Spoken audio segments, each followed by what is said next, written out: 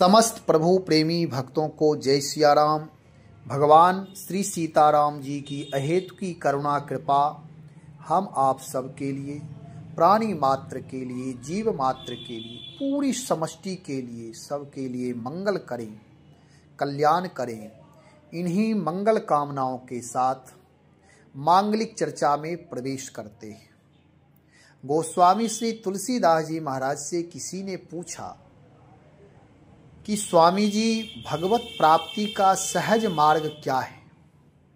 भगवत प्राप्ति कैसे होगी? क्योंकि संसार में रहते हुए, सांसारिक कार्य करते हुए जो जिम्मेदारी मिली है, उन सारी जिम्मेदारियों का निर्वाह श्रद्धा विश्वास से युक्त होकर पूर्ण निष्ठा से करते हुए फिर भगवत प्राप्ति का कोई सरल उपाय, सहज मार्ग बताएं, जिससे कि संसार में रहते हुए हम लोग भी भगवान की उपासना, भगवत प्राप्ति, भगवत प्रेम की प्राप्ति, भक्ति की प्राप्ति कर सके। गोस्वामी जी ने कहा कि भगवान की प्राप्ति सबसे अधिक सुलभ है और कार्यों में पुरुषार्थ चाहिए, परिश्रम चाहिए, कठिन से कठिन मेहनत चाहिए, अहरनिशी मेहनत चाहिए। लेकिन परमात्मा को शरीर से कोई मतलब नहीं है। केवल मनन करो, परमात्मा का चिंतन करो, केवल पुकारो, हे नाथ मैं आपकी शरण में हूँ, हे प्रभु मैं आपकी गोद में हूँ, हे नाथ मैं आपका ही हूँ। केवल इतना कहते रहें, एक भाव परमात्मा से जुड़ा रहे। यही भाव भक्ति में रूपांतरित होकर के फिर भगवान की प्राप्ति, भगवत प्राप्ति, भगवत प्रेम की प्राप्ति, भगवत निष्ठा की प्राप्ति, सारी चीजें करा देंगे। केवल एक पुकार, एक आह्लाद, एक आनंद से, प्रेम से चाह, ललक हमारी होनी चाहिए। यदि हमारी चाह ना रहेगी तो चाह तो अवश्य प्राप्त होगा। गोस्वामी जी महाराज दोहावली रामायण में दोहा के माध्यम से कहते हैं कि जो परम पिता परमात्मा वेद के लिए भी दुर्लभ हैं, सबके लिए दुर्लभ हैं, जो परमात्मा को कोई भी चाहे कि मैं अपने कर्तव्य अधिकार से प्राप्त कर ले तो यह बिल्कुल असंभव है। वहां तो बालक वत बनना होगा, प्रेम चाहिए केवल। गोस्वामी जी कहते हैं कि भगवत प्राप्ति का मैं सुगम उपाय बता रहा हूं। निगम अगम साहिब सुगम, राम सांचिली चाह, अम्बु असन अवलोकियत, सुलभ सबे जगमाह। जो हमारे स्वामी वेदों के लिए भी अगम हैं, वेद भी जिनको नेति नेति कहते हैं, वे ही भगवान पूर्ण ब्रह्म परमात्मा श्री राम सच्ची चाह से, प्रेम से, ललक से ऐसे सुगम हो जाते हैं जैसे प्यासे को जल और भूखे को अन्न जगत में सबके लिए सुलभ देखे जाते हैं। गोस्वामी जी कहते हैं कि परमात्मा बहुत ही सुलभ है। प्रकृति में सारी चीजें सुलभ है। कोई भी व्यक्ति किसी भी चीज को प्राप्त कर सकता है, यह संभव है, मनुष्य मात्र के लिए संभव है। केवल हमारी चाहना, हमारी ललक होनी चाहिए। जिस प्रकार से कहा जाता है निष्केवल प्रेम, अब हम आप इसका विस्तार से सुने, दृष्टांत पूर्वक सुने, एक कथा के माध्यम से सुनेंगे, पूरा सुनिएगा। जैसे कहा जाता है लोक पक्ष में भी कि देखो, मैत्री मित्रता में कपट नहीं होना चाहिए, प्रेम में कपट नहीं होना चाहिए। छल कपट से दूर यदि रहते हैं तब हम आप लोक व्यवहार में भी सफल हो पाते हैं। एक दूसरे से प्रेम रहता है, रिश्ते में, संबंध में किसी प्रकार कपट छल की रूपी खटाई ना पड़े, तभी प्रेम, रिश्ते, संबंध बने रहते हैं, उत्तम बना रहता है। और यदि व्यवहारिक पक्ष में भी स्वार्थ, छल, कपट रूपी खटाई पड़ जाता है तो फिर संभव नहीं है कि प्रेम रूपी अमृत रह जाएंगे सुरक्षित। प्रेम नहीं रहता। यदि केवल ऊपर ऊपर दिखावा भी करेंगे तो थोड़े दिन तक चलेगा।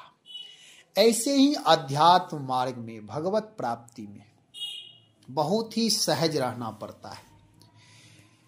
कठोरता तो बिल्कुल होनी ही नहीं चाहिए। यहाँ किसी भी चीज को प्राप्त करने के लिए भक्ति मार्ग में तप नहीं है, कठिनाई नहीं है, कठोरता नहीं है, यहाँ हठ नहीं है, केवल सहजता, प्रेम, निर्मलता, बालकवत स्वभाव हो जाए, निर्मल स्वभाव हो जाए। गोस्वामी जी कहते हैं कि सुगम राम सांचिलो चाह। हमारे साहब जो, हमारे परमात्मा जो हैं वह सहज हैं, सुगम हैं, केवल चाहना होनी चाहिए। संसार के जो साहब हैं, संसार के जो स्वामी हैं, ये सांचिलो स्नेह चाह वाले नहीं होते।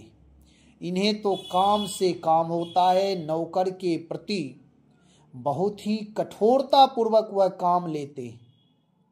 उन्हें काम से प्रिय होता है, चाम से प्रिय नहीं, व्यवहार से प्रिय नहीं, केवल काम काम काम। कोई भी सेवक अपने स्वामी की खूब सेवकाई करे, वाणी से, व्यवहार से, यदि काम नहीं करेगा तो वह स्वामी उसके प्रति सुगम नहीं रहेगा, स्नेह नहीं देगा, वह कठोर हो जाएगा।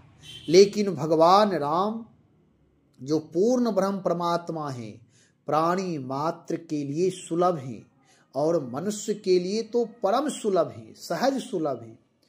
कहते हैं कि वेदों के द्वारा, शास्त्रों के द्वारा, पुराणों के द्वारा या कोई जप तप अनुष्ठान के द्वारा, गोस्वामी जी कहते हैं भैया वेद शास्त्र उपनिषद के द्वारा आज तक कोई भी परमात्मा को प्राप्त नहीं किया है और कभी नहीं कर सकता। यह तो लोक पक्ष में रहने के लिए संवैधानिक मर्यादाएं हैं, संवैधानिक नीति हैं।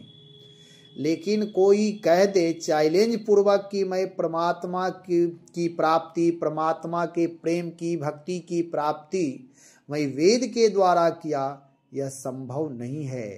वेद शास्त्र उपनिषद केवल गाथा गाते हैं, प्रभु के लिए मार्ग बताते हैं कि भाई देखो फलाने महात्मा, फलाने साधक इस प्रकार से साधना किया, सहज भाव से साधना किया तो भगवत प्राप्ति हो गई। लेकिन कोई चाहे कि मंत्र के बल से मैं परमपिता परमात्मा को प्रकट कर लूं, यह संभव नहीं है।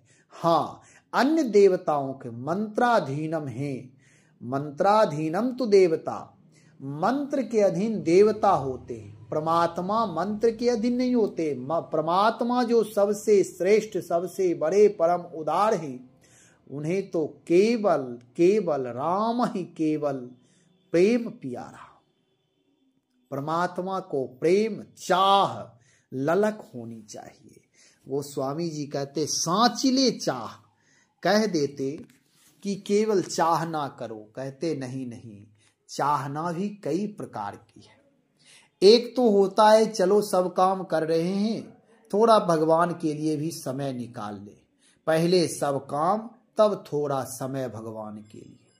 एक भक्त होता है जो कहता नहीं, सब काम तो होगा ही, पहले भगवान, प्रातः जागरण के बाद पहले प्रभु स्मरण, प्रभु चिंतन, प्रभु मनन, उसके बाद और सब काम। एक होते हैं जो सब काम किए, आज करते करते करते करते लेट हुआ, चलो थोड़ी देर भगवान का नाम ले ले, आज नहीं कुछ कर पाए, तो इस प्रकार के होते। गोस्वामी जी कहते इससे काम चलने वाला नहीं है।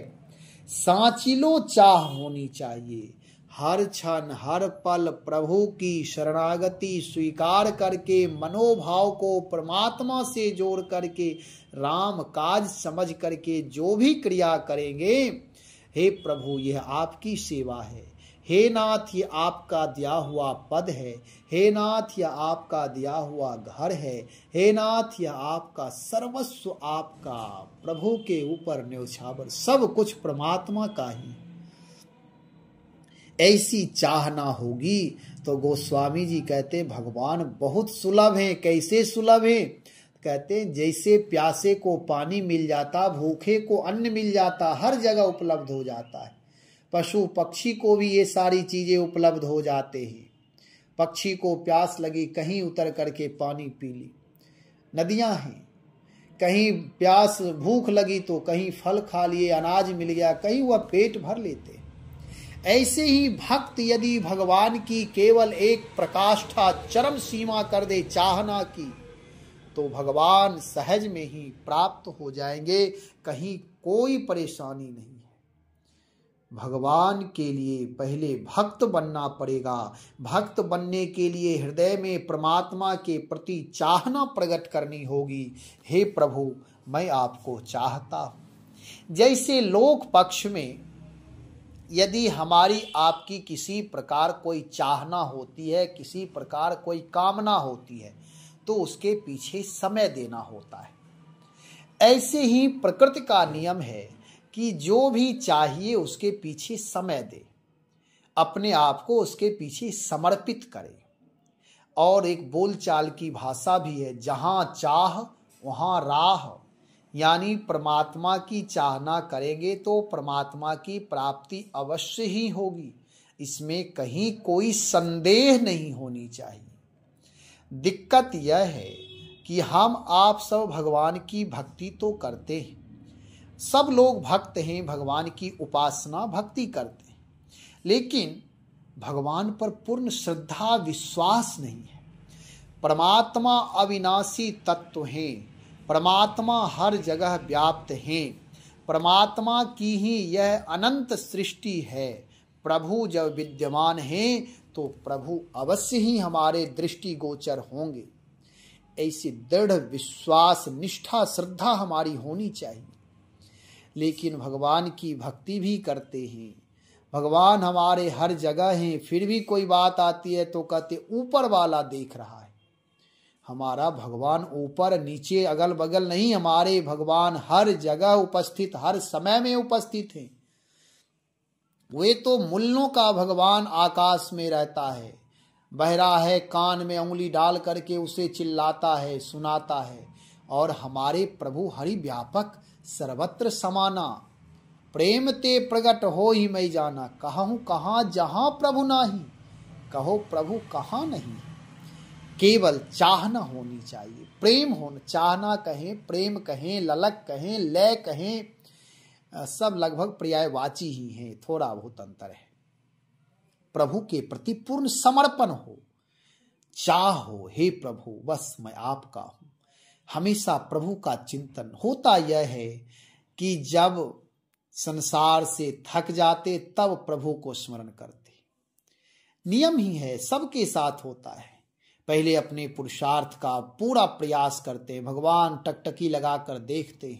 द्रौपदी के ऊपर भी जब विपत्ति आई तो पहले अपना पौरुष शक्ति का पूरा प्रयोग किया, और उसके बाद जब हर तरह से थक गया तब प्रभु को, जबकि परमात्मा पहले से प्रतीक्षारत थे कि स्मरण करें, मैं पहुंचूं। परमात्मा चाहते हैं कि स्मरण करें। जैसे लोक पक्ष में भी बिना बुलाए यदि कहीं जाते हैं तो वह व्यक्ति उसका मूल्य नहीं देता। यदि कोई कहीं बिना बुलाए जाता है तो उसका उतना मूल्य नहीं रहता। बिना पूछे यदि कोई किसी को ज्ञान देने लगता है तो उस ज्ञान का मूल्य नहीं रहता। यदि कोई बिना कहे सुने जजमेंट देने लगता है तो उस जजमेंट का मूल्य नहीं रहता है। ऐसे ही भगवान भी रक्षा की अपेक्षा करते, रक्षा अपेक्षाम अपेक्षते। परमात्मा रक्षा की अपेक्षा करते कि कोई मुझसे रक्षा की मांग तो करे, कोई मेरी चाहना तो करे। प्रभु प्रकट होने के लिए तत्पर रहते हैं, भक्तों के हृदय में सूचित करते रहते हैं, लेकिन वह भी प्रतीक्षा चाहते हैं कि प्रभु यदि प्रकट हो तो उनकी सारी उत्तम व्यवस्था हो, जगह उत्तम हो, तब तो प्रकट होंगे। जहां भक्त कामना करता है प्रभु की कामना, क्योंकि भगवान कहते हैं भक्तों के लिए जो इच्छा करी है मन माही, राम प्रसाद कछु दुर्लभ नाही। संसारिक भौतिक संसाधन हो, आध्यात्मिक संसाधन, भक्त जो भी इच्छा करता है भगवान उसे पूर्ण करते हैं। यदि हमारी इच्छा प्रभु प्राप्ति की हो जाएगी तो प्रभु अवश्य ही पूर्ण करेंगे, इसमें कहीं कोई संदेह नहीं होना चाहिए। लेकिन हम सब लोगों की यही स्थिति है। एक आध कोई विरले भक्त हैं जो भगवान पर पूरा भरोसा रखते, नहीं नहीं प्रभु का मैं हूं, प्रभु मेरे साथ रहते हैं, प्रभु मेरे समर्थक हैं, नहीं तो भरोसा नहीं हो पाता है। इस पर एक दृष्टांत के माध्यम से थोड़ा सुने। एक बार दो साधक भजन कर रहे थे। दोनों भक्त भक्ति में तल्लीन रहते थे। उनके मन में यह लगता था कि इतने वर्ष से भजन कर रहा हूं, प्रभु का दर्शन नहीं हो रहा है, झलक नहीं मिल रही है, कब परमात्मा दर्शन देंगे। मनोवृत्ति एक ऐसी बनी हुई थी। एक दिन संयोगवश संतों का दर्शन हुआ, श्री नारद जी महाराज का दर्शन हुआ। भगवान की कृपा ही हुई कि देवर्षि नारद का दर्शन हुआ। बिनु हरि कृपा मिले नहीं संता। उनके मन में यह भावना होनी चाहिए कि नारद जी का दर्शन, जब भक्त का दर्शन हो गया तो भगवान का भी दर्शन अवश्य ही होगा, ऐसी भावना होनी चाहिए। फिर भी साधक थे, तपस्वी थे, भजन कर रहे थे। उन्हें लगा कि नारद जी से प्रार्थना करें। नारद जी से प्रार्थना दोनों साधक किए कि सरकार आप मेरी एक गुजारिश अथवा एक मेरी व्यथा सुन लें। नारद जी ने कहा क्या है बताओ। सरकार मैं भजन तो कर रहा हूं, प्रभु का दर्शन कब होगा? आप प्रभु के पास जाते रहते हैं, एक बार सुधि दिला दीजिएगा प्रभु। नारद जी ने कहा ठीक है। नारद जी तो भगवान के पार्षद ही हैं, भगवान के मन ही हैं, तो नारद जी वहां पहुंचे। नारद जी भगवान को सुधि दिलाए, सरकार आपका भक्त दो आपके भक्त हैं जो भजन कर रहे हैं वर्षों वर्ष से, आप थोड़ा आश्वासन दे दें कि दर्शन कब देंगे। भगवान ने कहा कि पेड़ में जितने पत्ते हैं उन पत्तों के हजारों हजार पत्ते, उतने वर्ष यदि वो तपस्या करेंगे तभी जाकर के मैं दर्शन दूंगा। भजन करें उतने वर्ष। नारद जी आए और सही बात कह दी। अब दो साधक हैं, दोनों सामान्य रूप से लगभग भजन में ही लगे रहते हैं और कोई कार्य नहीं, परमात्मा का चिंतन मनन भजन स्वाध्याय में तत्पर रहते और वर्षों वर्ष से कर रहे हैं। लेकिन एक भक्त जो है, जैसे नारद जी ने कहा कि प्रभु आएंगे लेकिन इतने वर्ष बाद, हजारों वर्ष, भक्त एक नाचने लगा कि प्रभु आएंगे, इसका मतलब है कि मेरी सुधि लिए। और एक भक्त निराश हो गया। वह कहा कि पता नहीं इतने वर्ष बचेंगे कि नहीं बचेंगे, परमात्मा आएंगे कि नहीं आएंगे। वह संदेह में अपना जीवन बिताया।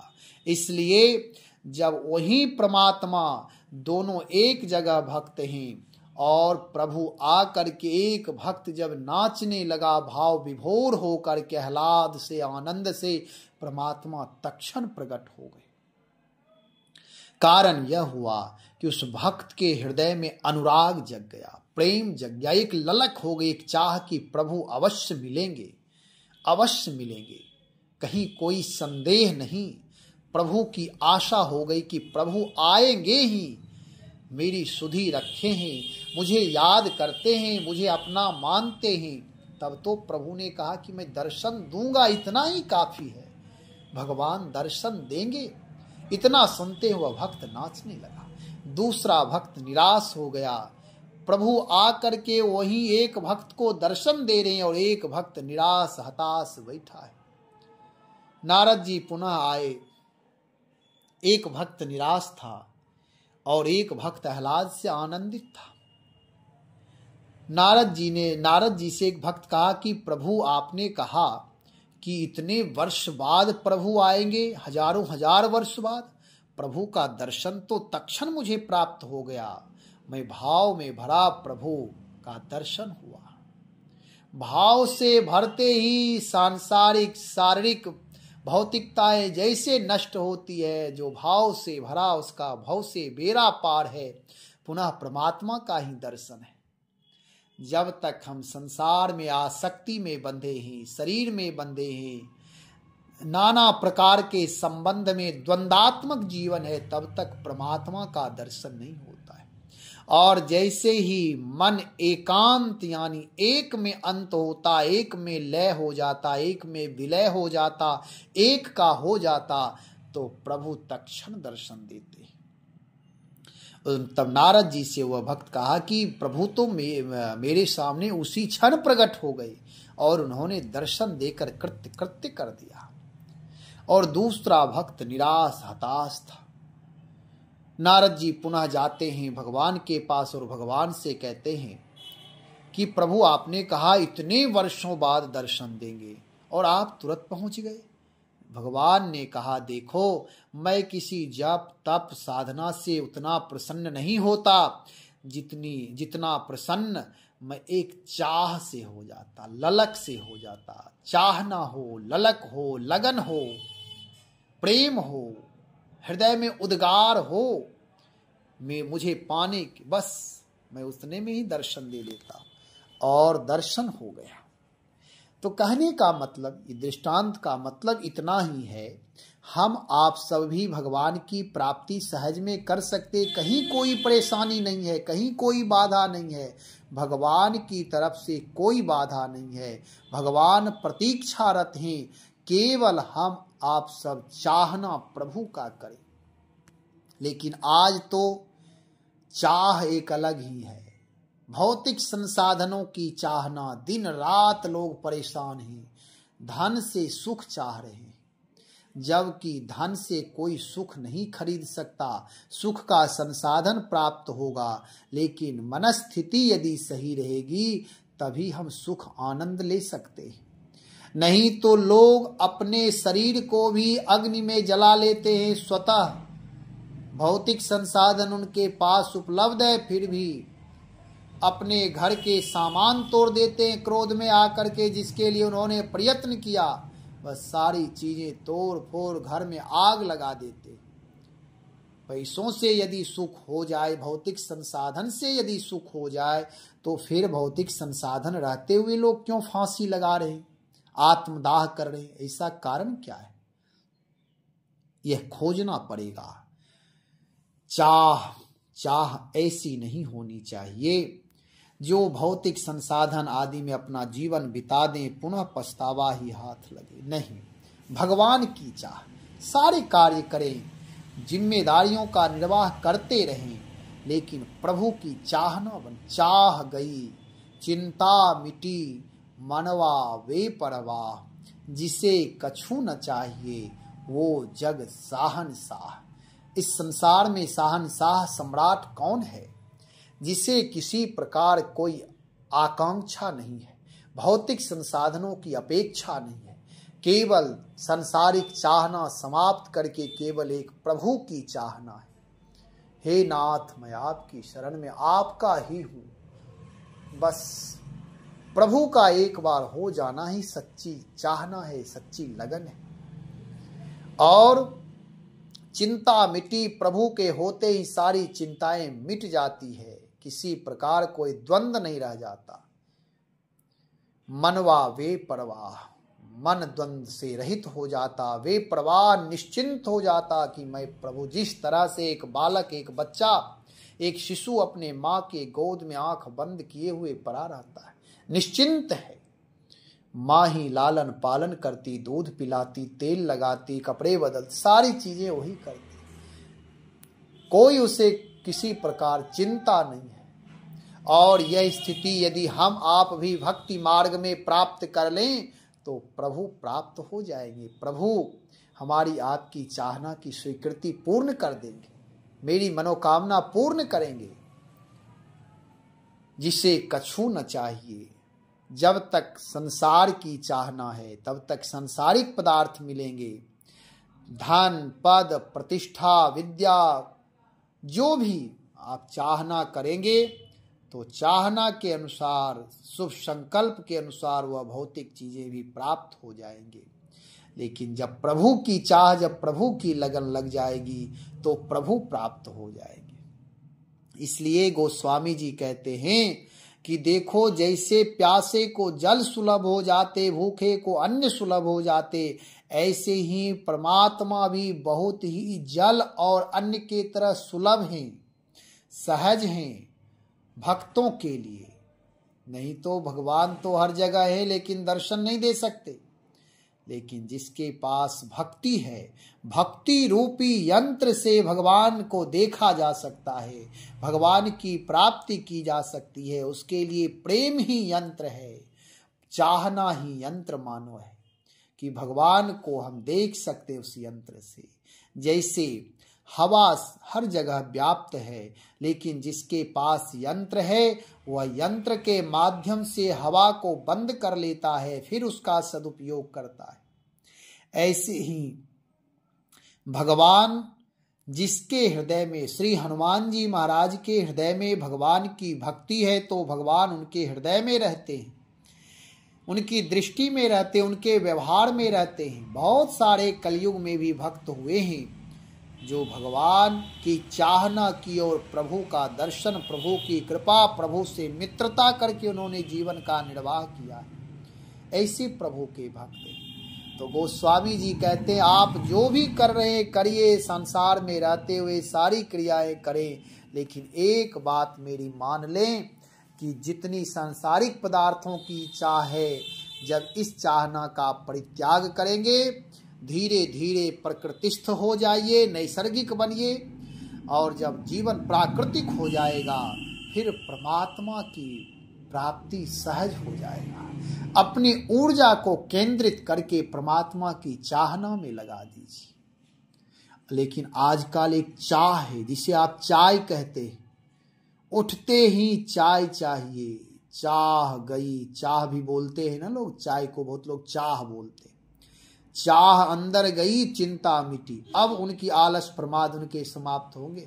बिछावन पर ही चाहिए, बेड टी, बिछावन पर ही उठते ही चाय चाहिए, तब उनकी चिंता मिटती है। लेकिन फिर बाद में चिंता बढ़ती है, नाना प्रकार की व्याधियां, रोग हो जाते हैं चाय पीने से, फिर भी आदत नहीं छूटती है। कहने का मतलब यह है कि भगवान की चाहना करें। यदि कोई चाहे कि मैं परमात्मा को अपने तप जप आदि से प्रसन्न कर लेंगे, यह संभव नहीं है। संभव तभी है सारी चीजें करते हुए प्रभु के चरणों में केवल समर्पण कर दे, हे नाथ मैं आपको भूलूं नहीं, मैं जो भी कर रहा हूं आपकी प्रेरणा से ही उत्तम कार्य कर रहा हूं। मेरे जीवन को आप निर्मल पवित्र बना दे, विशुद्ध बना दे, दोष रहित बना दे। इस प्रकार जब उदात्त भावना करेंगे, गोस्वामी जी कहते सांचिलो चाह होना चाहिए, सच्ची लगन हो। मंदिर जाते हैं, दर्शन करते, परिक्रमा करते, सब चीज ठीक है, करना चाहिए, लेकिन सच्ची लगन नहीं होती है। भगवान के प्रति ललक विरह नहीं है। जब विरह हो जाएगा, विरह में छटपटाता है व्यक्ति, किसी चीज के बिना विरह में रहा नहीं जाता है। ऐसे ही परमात्मा के लिए विरह होना चाहिए। यह सूरमा का मार्ग है। कोई सूरमा, विरले लोग ही इस मार्ग में समर्पित होकर के स्वीकार, अपना पूर्ण समर्पण करके प्रभु प्राप्ति की स्वीकृति देते, शुभ संकल्प करते हैं और भगवत प्राप्ति कर पाते हैं। बहुत सारे लोग इस मार्ग में भी आते हैं, पुनः जो छोड़कर आते हैं उसी चीज को प्रयत्न करके संग्रह करने में लग जाते हैं। सारा जीवन उसी में व्यर्थ हो जाता। आए थे हरि भजन को, ओटन लगे कपास, भोजन वस्त्र आवास तक ही जीवन व्यर्थ निकल जाता है। अकूत संपत्तियां आवश्यकता से अधिक संग्रह करने में लग जाते हैं और उनको लगता है कि मैं यही भगवत भक्ति कर रहा हूं, आज यही हो रहा है। आवश्यकता भर सारी चीजें चाहिए, जरूरत भर सब चीज होना चाहिए, मैं इसका निंदा नहीं कर रहा हूं, लेकिन अपने आप को भी देखना चाहिए कि मेरा श्वास व्यर्थ तो नहीं जा रहा है, मैं अपने आप को खो तो नहीं रहा हूं। खोने का डर भी होना चाहिए। इसलिए प्रभु स्मरण, प्रभु चिंतन, प्रभु की भक्ति सतत करें, परमात्मा के नाम का स्मरण करते रहे, प्रभु चरित्र का गायन करें, प्राणी मात्र के प्रति अपनत्व की भावना रखें, प्राणी मात्र समष्टि के प्रति मैत्री भाव का विस्तार करें, सबके प्रति आदर भाव, सबके प्रति करुणा प्रेम दया भाव रखें। दुनिया चाहे जो भी जैसा है अपने अपने संस्कार के अनुसार व्यवहार करता है, परंतु हमारा आपका परम कर्तव्य है, जो भगवान की भक्ति करते, जो भगवान का होना चाहते, जो प्रभु प्रेम चाहते हैं, जो उपासक बनना चाहते हैं, वे तो अपने आप से हमेशा एक ही बात रखें, हे प्रभु तन मन वचन से मैं किसी को कष्ट ना दूं, नेत्रों से मैं किसी में दोष ना देखूं। यही उदात्त भावना से उसका जीवन युक्त होना चाहिए। यदि ये भावना नहीं रहेगी तो उपासक बनना, उपासना कर पाना असंभव है, असंभव है, एकदम असंभव है। इसलिए प्रभु का होकर प्रभु के नाम की उपासना करें, नाम जप करें। प्रभु की कृपा तो सब पर है, हम आप भी प्रभु की कृपा पात्र, उनकी कृपा बरस रही है, केवल अपने आप को सत्पात्र बना लें। प्रभु की कृपा रूपी अमृत हम आप अपने सत्पात्र में भर सकते हैं। प्रभु नाम का सतत स्मरण करें, प्राणी मात्र के प्रति दया भाव, करुणा भाव, आदर भाव, सम्मान भाव रखें, अहंकार का समन कर दें, भगवान नाम का सतत जप करें। श्री राम जय राम जय जय राम, श्री राम जय जय राम।